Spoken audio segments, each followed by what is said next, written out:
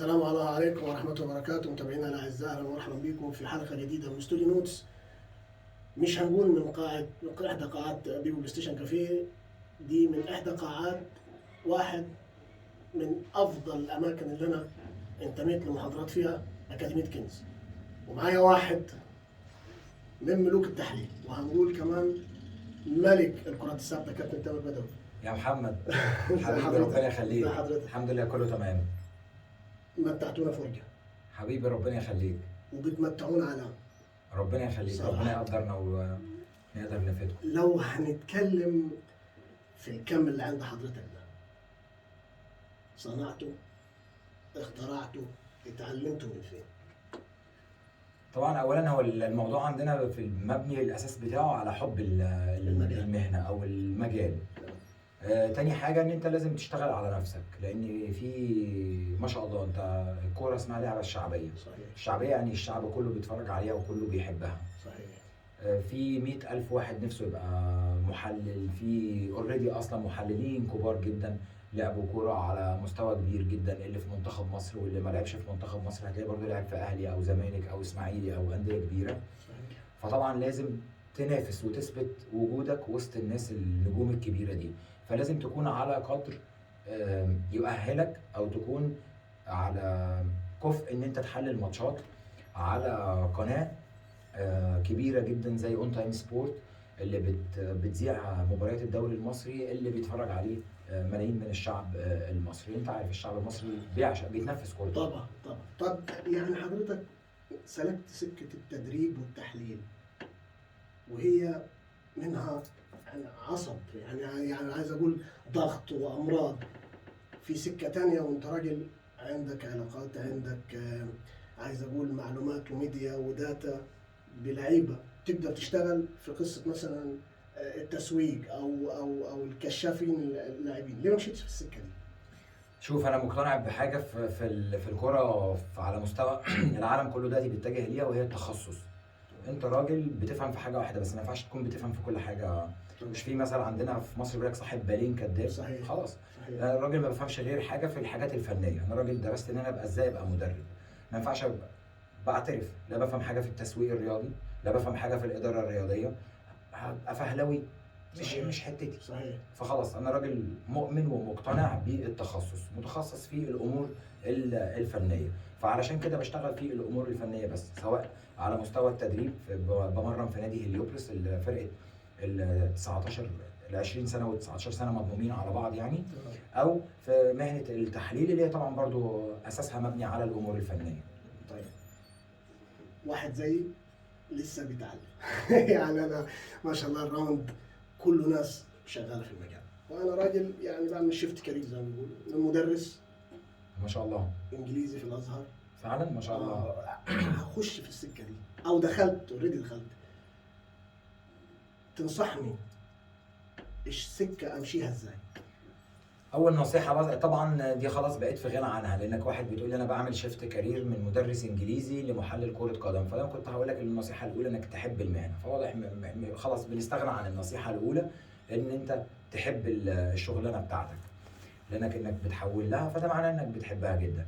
النصيحه الثانيه انت لازم تشتغل على نفسك.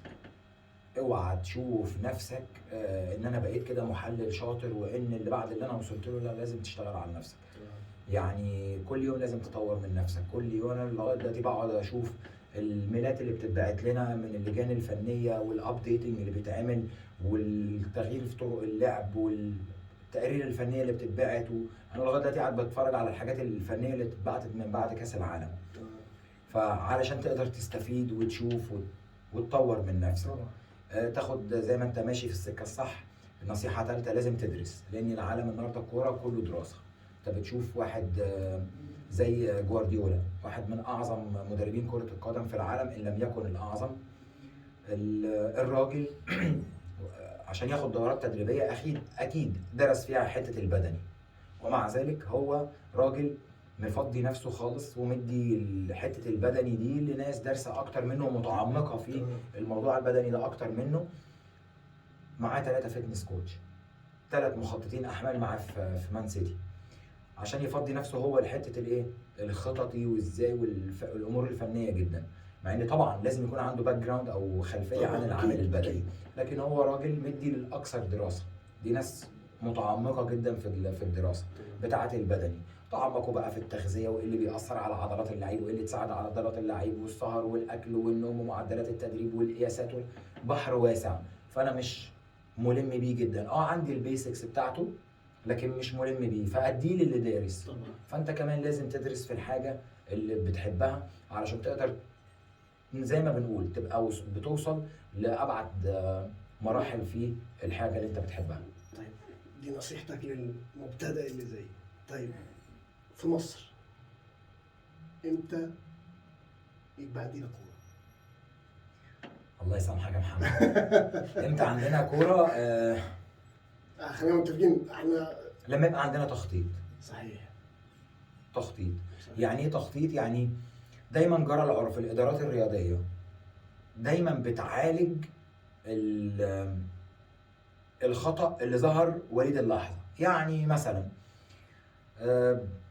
بتشوف ان مثلا كوزاره في حصل خلل مثلا في اتحاد ما من الالعاب، بنعالج الامور بسرعه علشان ما تتفاقمش، لكن ما بنخططش للعبه دي. انا بعالج اخطاء تمام.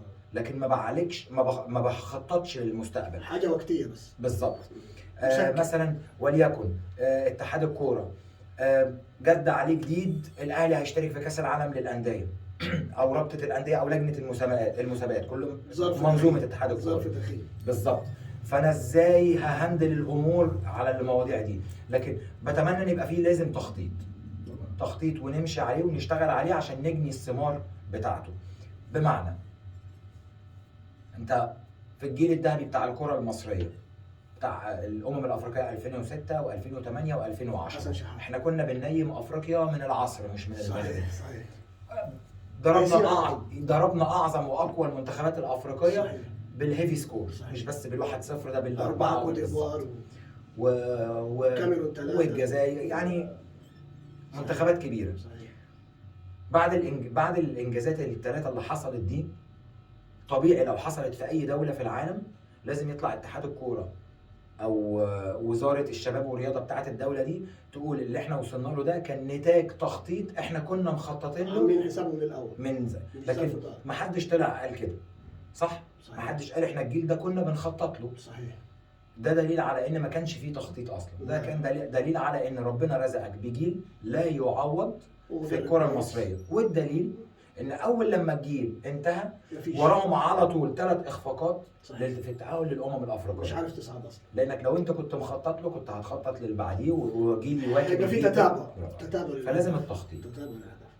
كابتن تامر، احنا لو قعدنا لبكره حبيبي ربنا يخليك يا محمد، مش هنعرف نجيب اخر البنك والبير ده.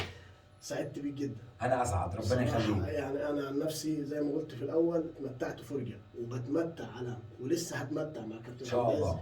صراحه يعني جزاكم الله خير عنينا. ربنا يخليك. انا ما جيتش المشوار ده من اسوان هدر، لا انا اتعلمت. انا بمعنى صح اتعلمت. الحمد لله دي عندي بالدنيا. ويا رب ما نكونش احنا اثقلنا عليك حتى خالص. في المده دي. يعني انا عارف ان وقتك حبيبي زيرو. عمرك خالص والله. فانا اسف جدا ان احنا لا ما تقولش كده حبيبي، ربنا يخليك. ويا رب يا رب يا رب يبقى في لقاء قريب ان شاء الله. وان شاء الله باذن الله يكون في اسوان باذن الله ان شاء الله، ويبقى عمل باذن مش الله. مجرد زياره ان شاء الله. ان شاء الله. لان بصراحه يعني مع كابتن ايمن الرمادي احنا محتاجين فعلا لكادر زي حضرتك يساعده حتى في ان هو يبتدي من تحت، على الاقل ما يبقاش مسكين يعني عمال يحفر. ومعاكم مدير فني محترم دارس طبعا ومفيش فهلوه طبعا. لا متخصص وتصعيد درجه ثانيه من الدرجه الثانيه في مش الامارات. بس كده راجل بيشتغل. طبعا شاكر لحضرتك جدا. ربنا يخليك. ويا رب زي ما قلنا ان شاء الله تتكرر. ان شاء الله باذن متابعينا الله. الاعزاء، حاجه ما كانتش في الحسبان. انا جاي اتعلم وقابلت الشخصيه البسيطه دي، اخذت منها كل ما ممكن هتشوفوه بعد كده في الفيديوهات في تحليلنا للماتشات. سعدت بكم جدا. يا رب يا رب اكون قد اسعدتكم باللقاء ده ولسه. شكرا جزيلا.